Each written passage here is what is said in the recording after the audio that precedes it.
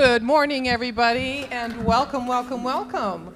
We have a special song this morning presented to you by the Jewel Tones Choir in honor of our theme for this Sunday, Joyful, Joyful.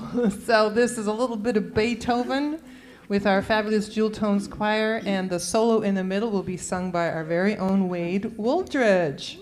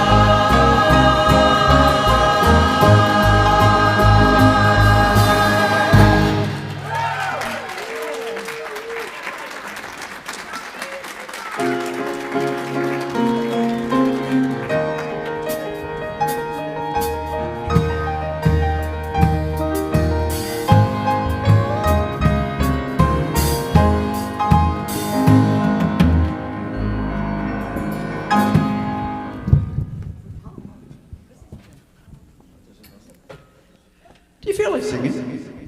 Why not? Let's do it.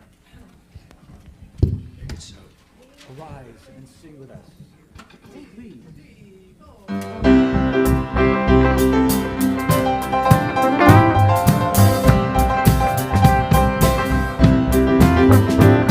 Take a look at the person next to you. Take a look at the person next to you. Say, recognize the God in you. Say, recognize the God in you. Feel the love in the sanctuary. Feel the love in the sanctuary. Lift your voice and repeat after me. Lift your voice and repeat. We come together. We come together. We come together. We come together. We come together. We come together in the name of love. We come together. We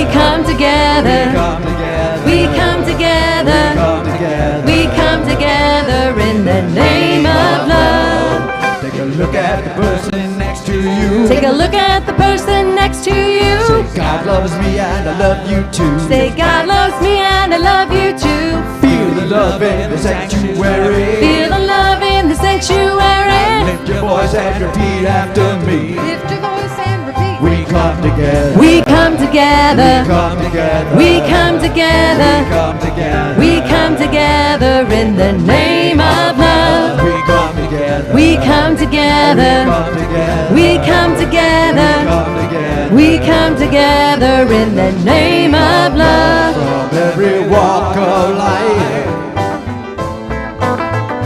every creed and color, in kinship we unite. Oh, in honor of the God in each other. Oh, take a look at the person next to you. Take a look at the person next to you. Say namaste, I bow to you. Say namaste, I bow to you. Feel the love in the sanctuary. Feel the love in the sanctuary. Now lift your voice and repeat after me. We come together. We come together. We come together. We come together. Come together. We come together in the name of love. We come together. We come together. We come together. We come together. We come together. We come together in the name of love. Name of love. In the Name of love. Woo! Good morning, Center for Spiritual Living. My name is Karen Allen. I am one of your staff ministers here at the center, and I am so pleased to welcome you here to our celebration service this morning. What I know is that no matter who you are or where you are on your spiritual journey, you are welcome here. We are a center that honors all paths to God, and thus we begin our service with lighting of the flames of faith.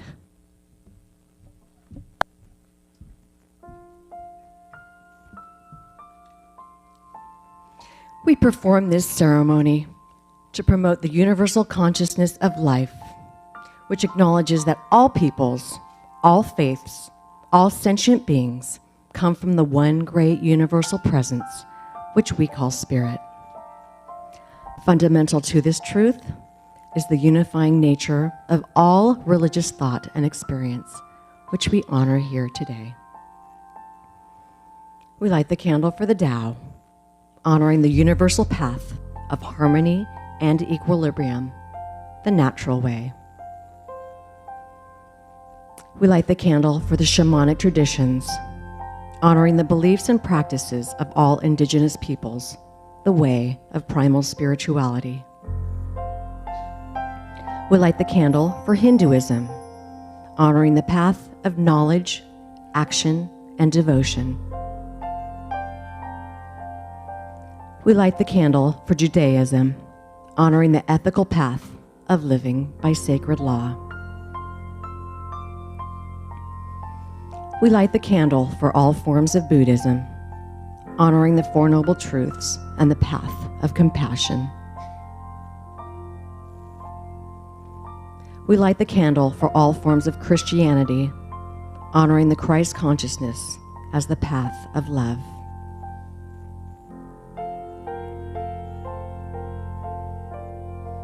We light the candle for Islam, honoring the path of compliance with the will of God as the highest calling. We light the candle for the universalistic religion of Baha'i, honoring the path of unity and peace. We light the candle for all forms of New Thought, honoring the metaphysical path of mental healing through the practice of universal spiritual principles. And as practitioner, Faith Mackey lights the last candle.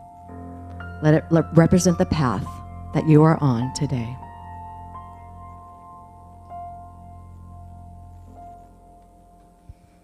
And now we take a moment of silence.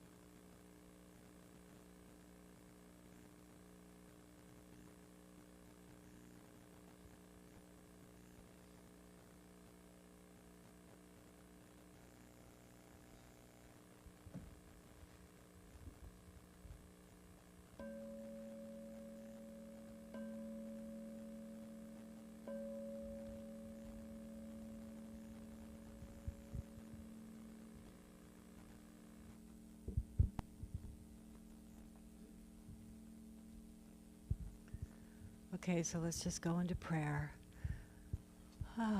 Just take a breath and just allow this energy of spirit to flow through you.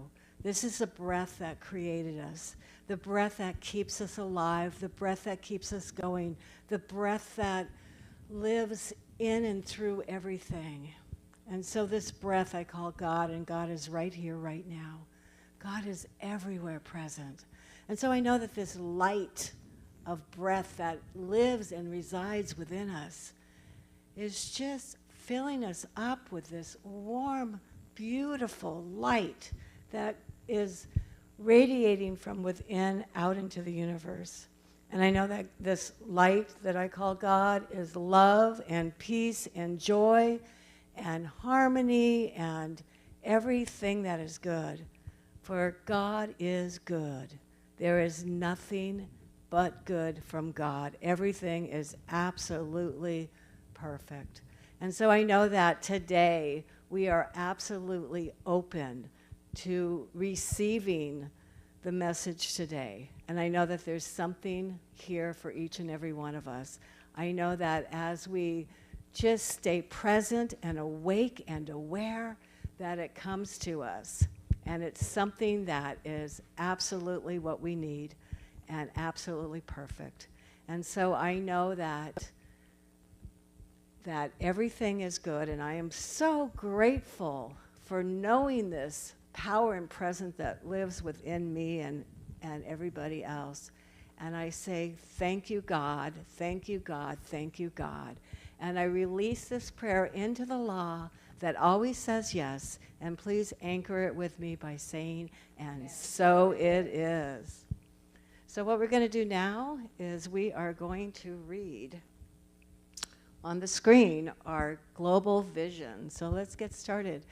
We see a world that works for everyone, where all life is honored as expressions of the divine, where kinship with all life prospers, where spiritual guidance is valued, and where there is peace, harmony, and justice for all.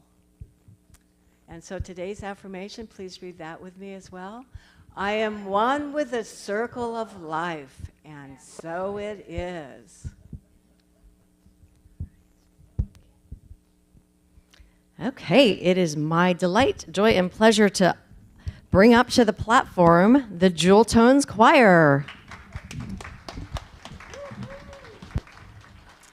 And while the troops are getting up there, ready to sing for you, I want to tell you a little bit about this next piece. It's called Ocho Candelicas. And when I first saw it, I went, wait, what language is that? It's like half Spanish and what else? So I looked it up.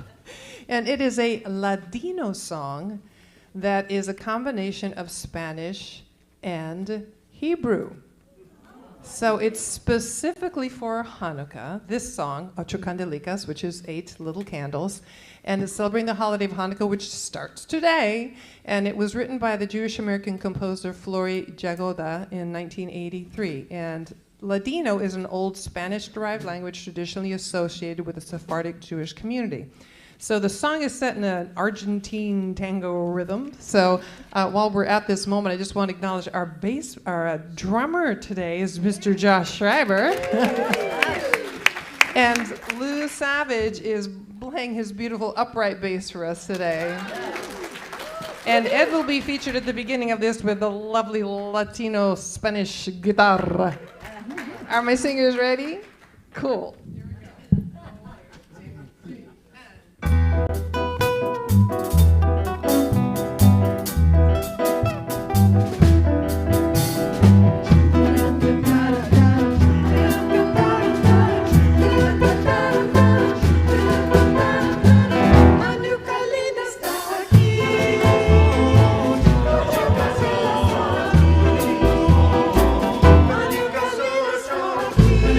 Soul.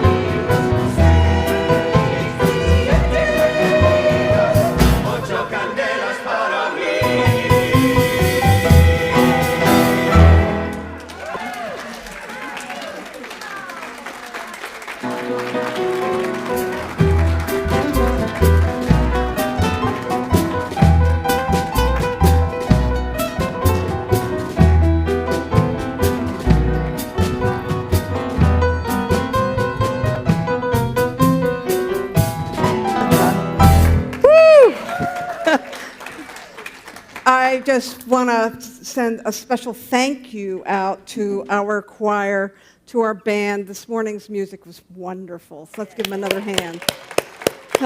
Thank you. Thank you as they pack up to join the rest of you as we share our time here together. My name is Reverend Alice Reid, and I'm the spiritual director here, and I am so happy to have each and every one of you here with us this morning. Whew, this is the last Sunday service that we will be doing in 2022. Wow. Yeah.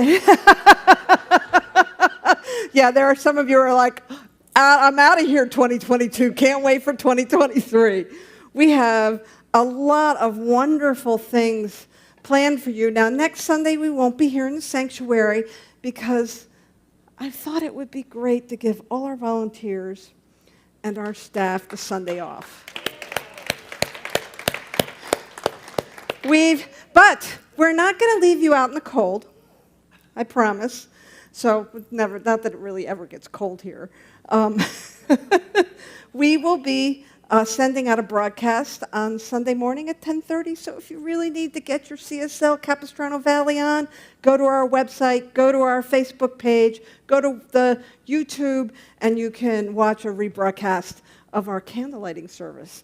But you're going to want to be here. You're going to want to be here, and then you're going to want to watch it again because it's going to be a really lovely evening. It'll be a wonderful time to come within, to reflect, to look at the opportunity to recognize light everywhere we look. And so at 4:45 on Saturday, Christmas Eve, you're going to want to be here for our Christmas caroling. At 5 o'clock, that candlelighting service will start. We have a lot of lovely things planned for you that night. And then I'm going to kind of go through what we're not going to have service on Sunday morning, but we've got a lot of things up for you. So New Year's Day at dark early, our very own Patrick Freeman does the World Healing Meditation. And so there'll be a handful of people. She's shaking her hand. I am.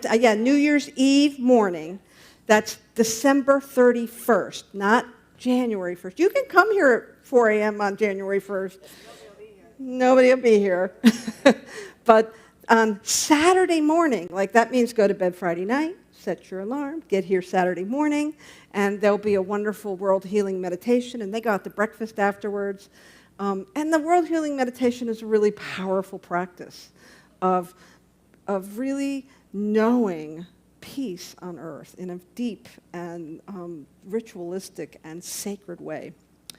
On New Year's Day, Sunday morning, watch out, because that's another fun day. We're going to be doing our burning bowl ritual. I believe I brought that to this community last year, and we'll be doing it again this year. So you'll think about what it is you want to let go of. But we're going to do it with a little bit of a different spin. We're going to have a labyrinth in the sanctuary so that you can begin to walk into 2023 embracing your intentions. There'll also be some, do-on-your-own vision boarding supplies in the multi-purpose room that morning. And so we're really looking at this opportunity to move through this season with purpose and with intention and with beautiful rituals that'll support you.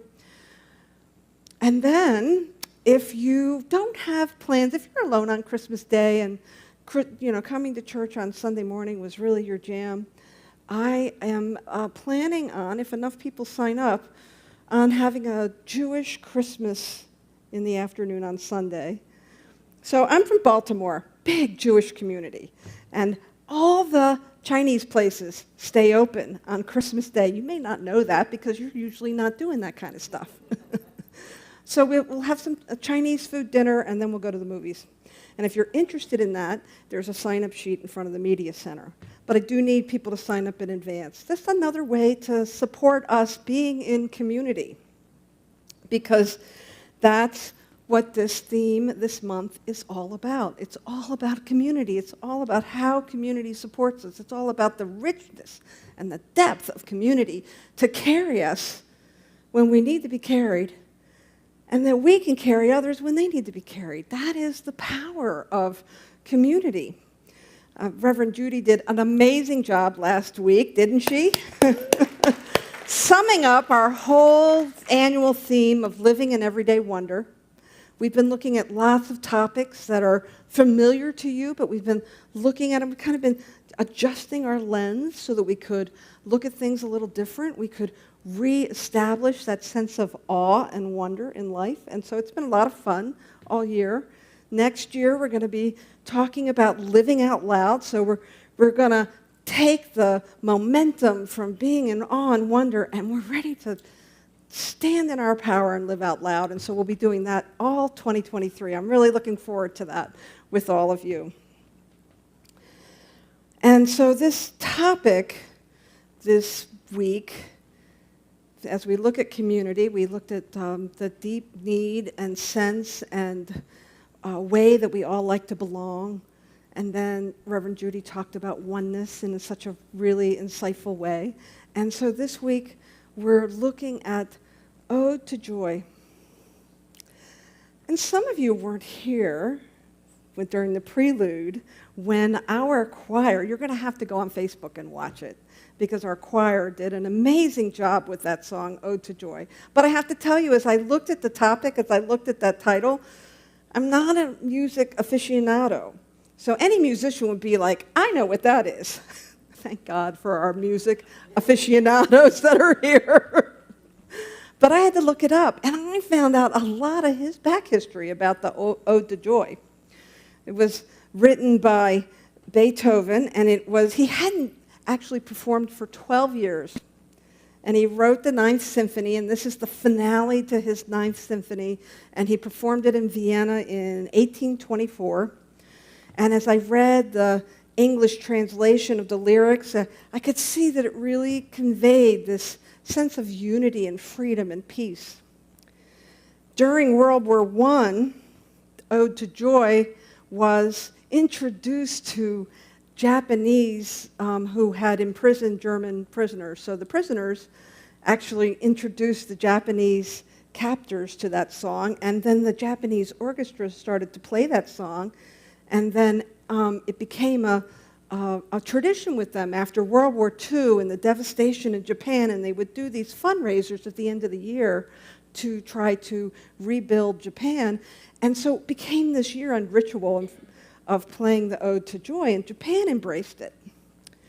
In 1972, the Council of Europe made Ode to Joy its official anthem, and in 1985, the European Union did the same. So we have this piece of music.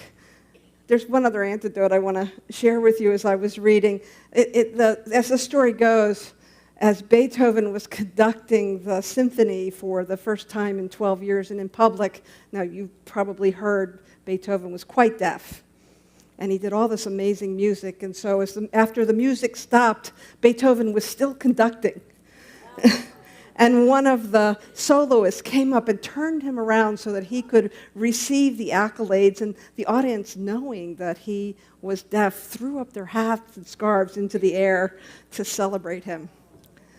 So it's an amazing piece of work, and it brings us to this sense of celebration and joy. Many of you, I've been to caroling at big communities that have large choirs, and they do a sing-along to Ode to Joy and that beautiful piece of music. And so it really does, bring us to that place of, really appreciating the holidays and the depth of the meaning underneath it. And so with this subtext of the Ode to Joy, I thought I would look at the joy of the holidays. Right now we've got a couple of things on our altar here. I did not give the camera any warning that I was going to point out to the altar, but we've got an Advent candles. Those candles represent joy and hope and love. and today's candle is faith. And then we have a menorah set up, but I can't light the candles yet because while today is the first day of Hanukkah, you don't light the first candle until after sundown. Right. And so both of these spiritual and religious traditions talk about joy and faith and that light that lives within each one of us. And there are so many stories from the different faith traditions that have celebrations this time of year. Reverend Judy, did you say there were like 14, right, in the month of December? And so I thought I would remind you that even though this might not be your story, it might not be your tradition, there's something in all the stories of the different religions that, while some of them happened many, many years ago, that there's some wisdom there for you. There's some wisdom there for you in the here and now. And so when I look at this idea of celebration and joy with, of course, the festival lights and the lighting of the menorah and Hanukkah, I thought I would talk a little bit about that this morning. As you can see here, those that are in the studio audience, with the menorah, there's one single candle that stands up above the others, and that candle is known as the shamas, and it's the helper candle, and it's the candle that is used to light the other candles from right to left. And there's a special order for doing that, and if you have a menorah, you probably know how to do it. But the idea is the recognition of something that happened a long time ago. It's the recognition and the celebration and the joy of when, back in the day, a long, long time ago, there was a Jewish village that was being oppressed and taken over by the Syrian Greeks. And the Syrian Greek emperor decided that everybody, including and especially the Jews, because if you know anything about Jewish tradition and ritual, it runs deep. I have been to a temple when they're celebrating Yom Kippur or Rosh Hashanah, and it's even though I don't understand the ceremony, it's not part of my heritage, I can feel the depth of the practices. And so even in this time, there was a great deal of depth and sacredness with the Jewish practices. And the emperor began to not only outlaw the Jewish practices, but he began to insist that the Jews worship the Greek gods. He went so far as to have his community go in and de-sanctify their temples by slaughtering pigs in their sacred temples. And the last straw for the Maccabees was when the emperor began to state that any practice of Jewish sacred practices would be punishable by death. And at that point, the Maccabees were incensed, and they gathered their people together, even though they felt like they were outnumbered. They ran the Syrians out of town. And they took back their temples, and they took back their town, and it was a great celebration, and they went in to reconsecrate their temples. And part of that was lighting the menorah. Part of creating sacred space again was lighting that menorah, and it required oil in the lamps, and there wasn't enough oil.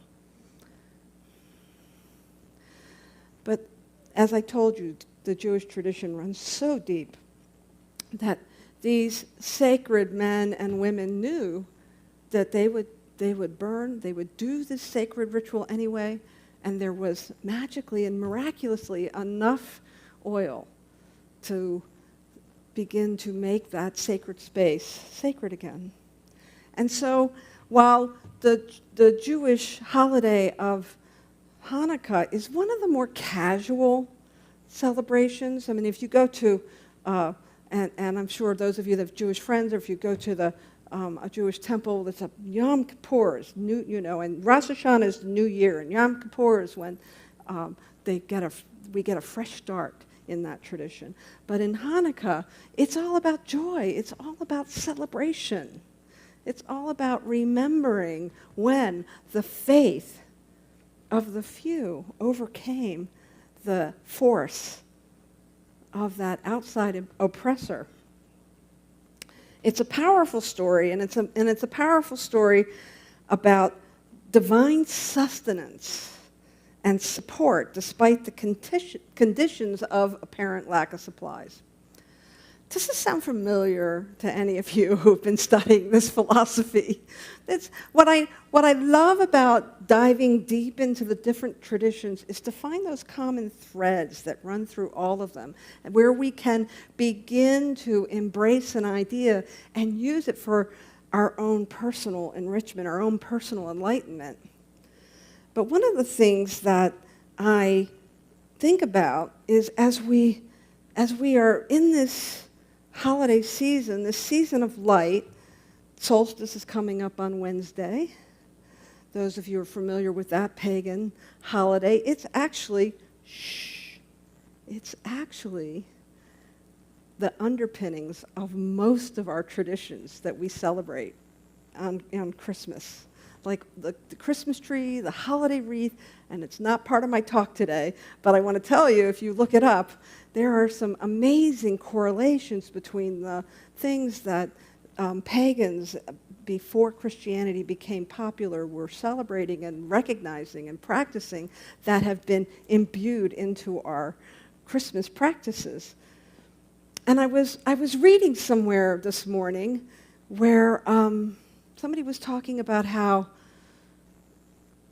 this time of year, like people who are unchurched, people who don't follow a specific religious practice, I mean, Christmas comes up for them. It's worldwide. A lot of people pay attention to it. And so this is the time to invite your friends to the candle lighting or the burning bowl. This is the time when everybody's a little more awake. They're a little more joy-filled. They're a little more available. And so are we. We're a little more awake. We're a little more joy-filled. We're a little more available.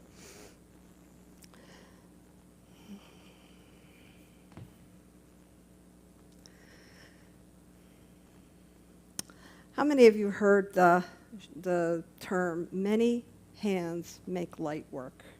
Many hands make light work. So when we look at this idea of community, we've looked at it briefly with Hanukkah, and if we look at this idea of community and how when we are working together, there's something larger that takes place. There's something that begins to take form when we are more than we're in the two or more. We're in the power of the two or more. I believe that's what's in the Bible when Jesus talked about the power of the two or more. When we are in that space, that's when we can open up and expand, and we can have a deeper experience of that birth of the Christ light that lives within each one of us. We talk about Christ in our philosophy because we know that Christ consciousness, that Christ is not the great exception, but the great example. He's an example of love. He's an example of, true or not, I'm not going to argue with you. True or not, there's so much depth to the traditions that are practiced this time of year, and the depth has been installed by us. It's been installed by our ancestors. It's been installed by the people who came before us. And so it's up to you to decide how that is going to enrich your life, how it is going to help you to be more enlightened, how is it going to help you to be a better community member, not only in our community, but in the community at large. One of the things that I really, really love about our community and our teaching, which attracted me, number one, it was a safe place to know God. I had been a little injured, and so when I came here, I felt safe to explore my doubts and to discover greater faith. But the other thing that happened in a community like this for me was that I began to find this power within myself that really is, today, I can tell you, if you had mentioned the J word, I would have turned around and walked out because I had been injured. I had been harmed by some, I would say, fundamental ideas. Today I can look at those fundamental ideas and I can just namaste, bless you. This is, I love that you love God too. I love that you love God too. I'm in the healing, I have come to a place of being very centered. Got off track there a little bit. But what I've learned is that idea of the Christ, that idea of that light within me, is that place where we find that divinity and humanity meet. And so where divinity and humanity meet is Christ consciousness, and that lives within each one of us. And so as we move through this Christmas season, I invite you to consider what's being reawakened in you. We talked about New Year's and doing this practice, out with the old and in with the new. Maybe in with the new again. Maybe it's about something you want to reclaim. Because each one of us has that powerful presence within us. It is the only way that God can experience the world is by each one of us. The only way that for me, Christ comes again is by each and every one of you. I get to know you, and I get to love you, and I get to just drink you up. And what I find is that you are God in form, and you have so many different shapes and sizes and personalities and quirks, and it's a blast when I can walk it out like that, when I can see God in everything. And so as we look at these holiday traditions, as we look at the differences, the Jewish practices, there's the Buddhist practices of Enlightenment Day that Reverend Judy talked about. When we talk about the Advent calendar, all of that is meant for you to use as a mirror to reflect back to you the power that already lives in you. Now, what I know is that while we're wired to be in community, sometimes it's not so easy. Sometimes it's not so easy to ask for help. Sometimes it's not so easy to be in a place of feeling joyous around the holidays. As a matter of fact, it's a well-known fact that this time of year suicides are way up. People feel alone. People feel isolated. I myself was feeling a little low, as this is my first holiday without any family or lifelong friends in the area. Now, you are my family. You really are, and I'm grateful for each and every one of you. But there's something to be said about being with your kids, right, and your grandkids, and they're so far away, and I was feeling a little down. And I decided that the best way to move through this was to respond with love. Respond with love for myself. And I have this understanding that I have gotten over the years, mainly from my recovery practices, that there was an old gentleman who used to say it this way: the smallest package in the world is a person all wrapped up in themselves. The smallest package in the world is a person all wrapped up in himself. And here's the beauty, folks. If you're in a practice like this, if you're in a community like this, your self-awareness is much higher than the average bear. And so when we find ourselves all wrapped up in ourselves, well, that's the time to give. And so I have had a blast making cookies, and we did the Adopt the Family. Thank you, Barbara Lindquist, for being the behind-the-scenes person. We adopted 2 families, and you guys drank that up so much, we had to adopt a 3rd family. Yeah, and it felt great, didn't it? It was easy. Each one of us did a little piece, and we made some families' holiday a little brighter. And then recognizing our staff and volunteers, we had a little gathering where we recognized each other and we celebrated the work that we do here as a community, and nobody had to work too hard, and that gave me so much joy. I got to cook for everybody. It was great fun, and it reminded me of the joy of giving. It's not Christmas now, despite Visa and MasterCard and all the retailers out there. This is not the season of getting. This is the season of giving. And when we find a way to give of ourselves, that's when we really find the power of Christmas. That's when we really find the power of that Christ consciousness which lives within us. And I have one more point that I want to make, and that is that sometimes it's not so easy to give. And I'm reminded of this beautiful song that Michael sang for us last year at our candle lighting, and unfortunately won't be joining. Oh, you're still going to come. It's going to be great, even though Michael won't be with us for Christmas Eve. But he sang this beautiful song in the bleak midwinter. And it is such a sweet song, and I just want to share some of these lyrics with you at the end. It's really about the story of the birth of Christ, and there's this one person who doesn't feel like he has anything to give, and so the lyrics go, What then can I give him, poor as I am? If I were a shepherd, I would give a lamb. If I were a wise man, I would do my part. But what then can I give him? I can give my heart. You can give your heart. It doesn't have to be tangible. It doesn't have to be in a pretty package with a bow around it. When you give your heart to someone, what else could we ask for?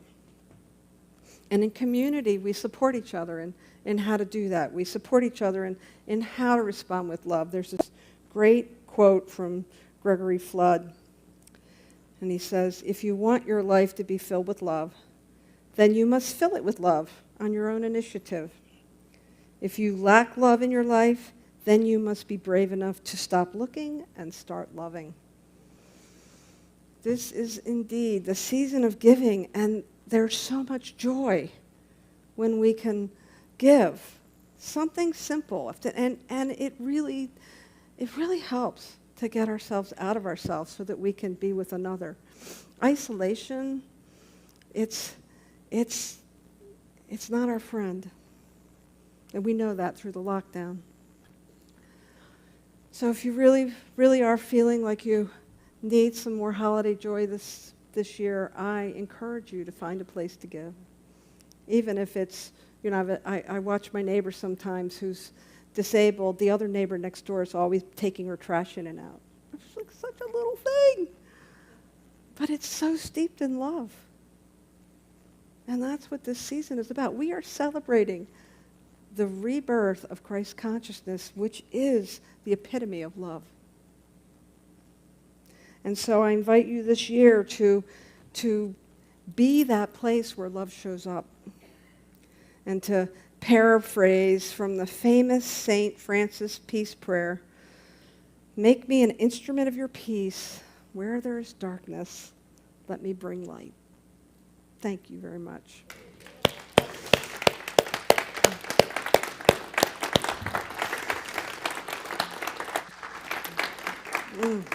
So let's pray. And so I invite you to lower your gaze or close your eyes. Maybe bring your hands to your heart. And know that with the power and the presence of love, that is the very thing that brought you into this incarnation, into this body temple that you incarnate right this here and right now, is the very thing that wants to be expressed by you. The yearning that we feel for love in our lives, it starts by recognizing that we are love. And so I know for each one, as we walk out the remainder of 2022, as we continue to keep our awareness high, that we find ways to share our heart. Simple ways, big ways, you'll know. For it is truly in giving that we receive. And so I know in this moment, in this time, during the holidays, that we are joy-filled, that whether you are celebrating Hanukkah or Christmas or Festivus or anything in between, that there is a place for you. There is a place for you to give love. There is a place for you to receive love. And that is the grand design of life. And so we walk this out with an open heart, trusting that our community carries us when we can't walk alone, and knowing that when we are strong, we can help carry others. What a beautiful system of community. It is with an open and surrendered heart that I simply know this highest truth for everyone in the sound of my voice, that there is power and presence, a Christ consciousness that wants to be expressed by you. And so I know that each one does so in their own beautiful way. And it is with grace that I simply let this go. I let this be. And together we anchor this in love by saying, and so it is. Thank you very much. Let's bring back the Jewel Tones Choir and the band.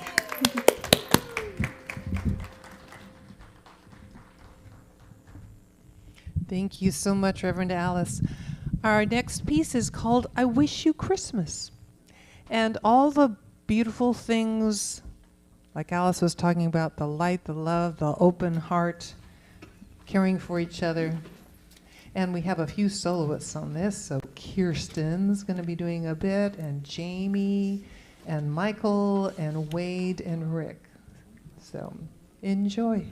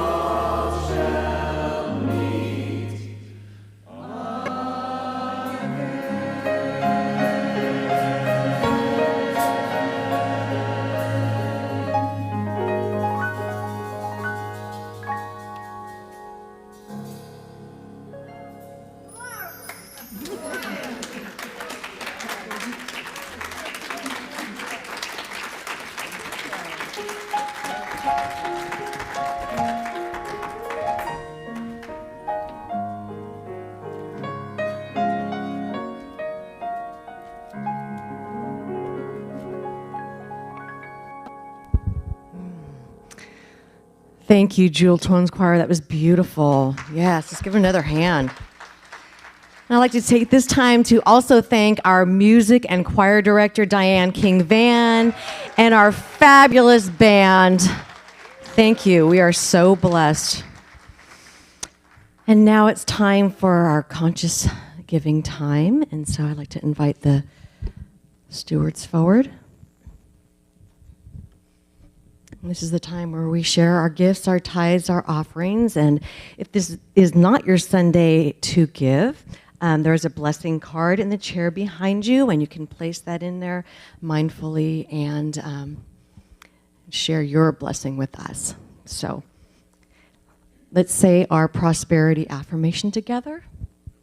My offering is my acceptance of God as the source of my supply and symbolizes my faith in the abundant flow of this supply.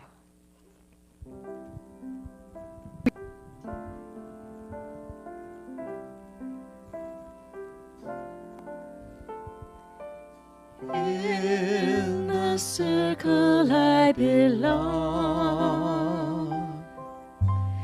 In that peace do I awaken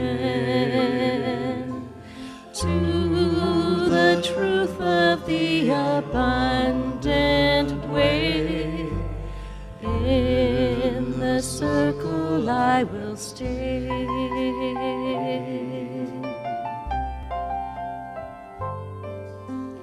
In the circle I belong. In that peace do I awaken to the truth of the abundant way. In the circle I will stay.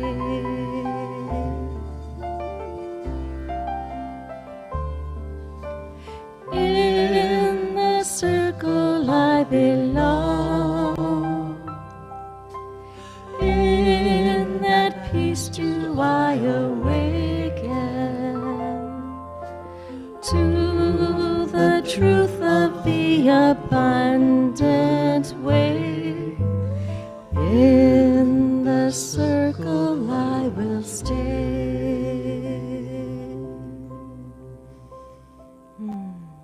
And so I bless these gifts as they go forth to bless, to prosper, to multiply. Everyone who has given today.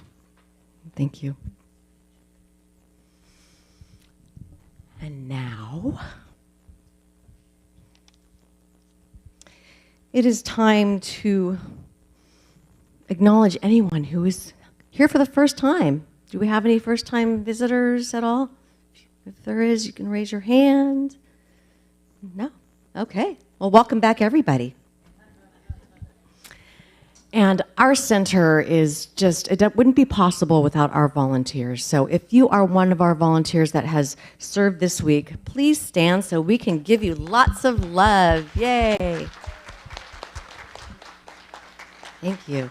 And if our practitioners would remain standing, our practitioners are trained in the art, the act, and the science of affirmative prayer. And I tell you, prayer changes lives. And so come see one of these people. Today serving, we have Faith Mackey, we have Cheryl Lyman, and we have Lorianne Whitty. So after the service, they're available for you to give you a quick 1-minute miracle. So avail yourself of that. And now it's time for announcements and invitations. Okay. We were originally going to sing this, but we tried it and scared small dogs away. Conscious Connection with Mary Brogdon will be here in the sanctuary right after service, so come on down. But on the second day of Christmas, my true love gave to me a candle lighting service that will be on Christmas Eve at 5 p.m., 4:45 for caroling. Bring your family and friends. On the third day of Christmas, my true love gave to me a day off from church. We're dark on Christmas Day, but may have a Jewish Christmas gathering, so please see Reverend Alice if you're interested in that. And on the fourth day of Christmas, my true love gave to me a world peace meditation on New Year's Eve morning, as Reverend Alice mentioned, at 4 a.m. our time, with Patrick, Rick, and many others. On the fifth day of Christmas, my true love gave to me a New Year's Day treat with a burning bowl, a labyrinth walk, vision boarding, and a great kickoff to 2023. All right. The sixth day of Christmas, my true love gave to me music of the Beatles, Friday the 13th, January, from the Fad 3. That is David, Rick, and me, to raise money for our church family. On the seventh day of Christmas, my true love gave to me many ways to gather, book study on Wednesdays with Mary, shifting sands on Thursdays, awakening to spirit every Friday morning on Zoom with Joyce Fournier. And on the eighth day of Christmas, my true love gave to me Facebook giving season, matching your donations with recurring giving by the end of the year. So go to Facebook, our official giving page, and set up a donation that multiplies.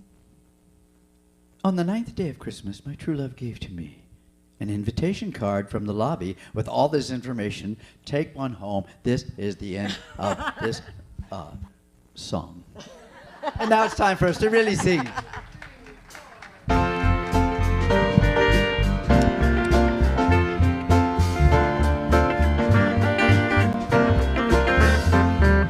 One life living as you and me, one light shining as you and me, one love loving as you and me, 'cause God is all there is. One life living as you and me, one light shining as you and me, one love loving as you and me, 'cause God is all there is. I'm shining from the inside out, I'm so happy, I just want to shout, hey! One life living as you and me, one light shining as you and me, one love loving as you and me, 'cause God is all there is. One life living as you and me, one light shining as you and me, one love loving as you and me, 'cause God is all there is. 'Cause God is all there is. 'Cause God is all there is. And so we walk out the rest of this year being that gift God informed today. And so it is.